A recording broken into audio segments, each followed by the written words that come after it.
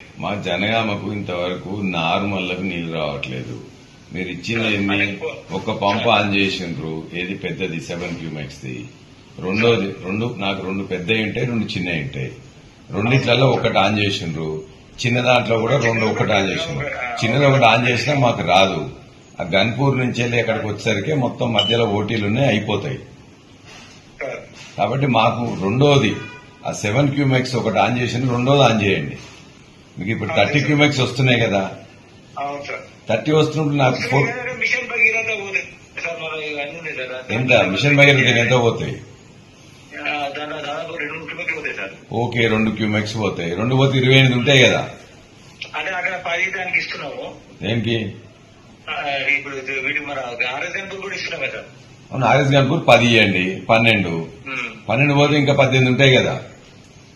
10 ఉంటాయి సార్, ఉంటాయి కానీ దాని లెవెల్ ఒకటి రావాలి సార్. అంటే ఊరికి ట్రిప్ అవుతారు అది. అదే ట్రిప్ కరెక్టే కానీ నాకు రెండో మోటార్ ఇప్పుడు మళ్ళీ ఇప్పుడు తపాస్ పెళ్లి మొన్న ఆన్ చేసిండు.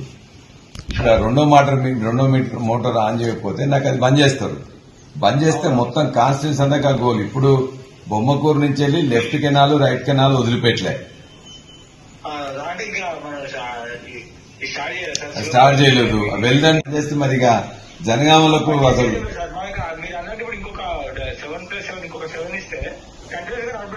నాకు 7 ఒకటి ఇవాళ ఆన్ చేయండి.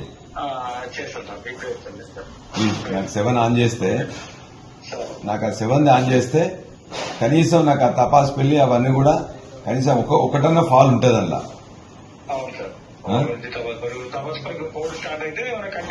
స్టార్ట్ అయింది కానీ ఇప్పుడు వెల్లన్న దగ్గర ఆన్ చేసింది కాబట్టి అది బంద్ అవుతుందట. ఆడ బంద్ అయితే మొత్తం కూడా చేరియాల డివిజన్ మొత్తం కూడా గొడవ అవుతుంది. కాబట్టి ఇవాళ ఇప్పుడు చెప్పండి ప్లీజ్. రైట్.